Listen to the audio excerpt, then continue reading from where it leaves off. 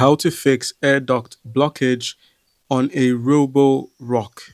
Alright guys, so your first step here would be to simply empty the dustbin. So start with the simplest fix, which is removing the dustbin from the robot, emptying all dirt and debris, checking for clogs in the dustbin's air channel, and then the next step is cleaning the air filter.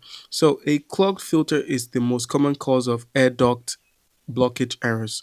Remove the filter from the dustbin, tap out the dust and debris, wash the filter if your model's filter is washable. Let it dry typically 24 hours before reinstalling it, as a damp filter can trigger airflow related errors even if it appears dry.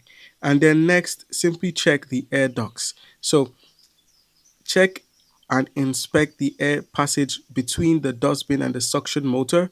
Remove the dustbin first, shine a flashlight into the air channel, and remove hair, dust clumps, or debris blocking airflow. And then the next step is to simply clean the fan intake. So dust can build up around the suction fan over time. So remove the dustbin once again, locate the fan intake opening, and then once you have, use compressed air or a small brush to remove the dust buildup. And then the next step would be to simply check the main brush.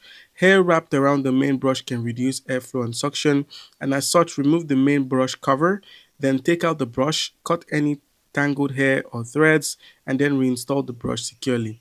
And then lastly, restart the Roborock. So after cleaning everything, restart the robot, turn off the Roborock, wait 30 seconds, turn it back on, and start a short cleaning cycle.